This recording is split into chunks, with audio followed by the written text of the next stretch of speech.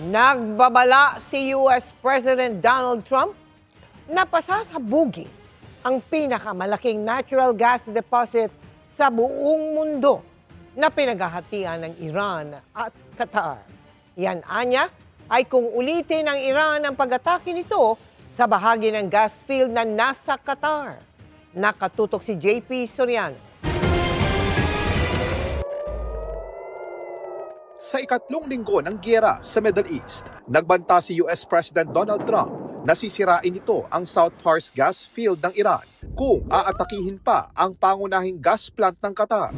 Gayunman, may unang pag-atake na binanggit si Trump sa kanyang Truth Social. Dahil anya sa galit sa mga nangyari sa Middle East, ay inatake ng Israel ang bahagi ng South Pars gas field na nasa Iran. Maliit na bahagi lang nito ang tinamaan, pero mahalaga ang gas field dahil ito ang pinakamalaking natural gas deposit sa buong mundo na pinaghahatian ng Iran at Qatar. Gate ni Trump, walang alam ang Amerika sa pag-atake at wala rin umanong kinalaman dito ang Qatar. Pero hindi anya yan alam ng Iran na umatake sa bahagi ng pasilidad na pag-aari ng Qatar.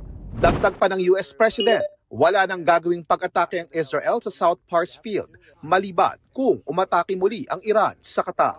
Kapag umabot sa ganyan, pasasabugin na anya ng Amerika ang buong South Pars Gas Field. Sa kabila ng banta, sumumpa ang Iranian military spokesperson na gaganti sila sa mga responsable sa pag-atake sa kanilang energy infrastructure. Tinarget din ng Iran ang Riyadh, Saudi Arabia.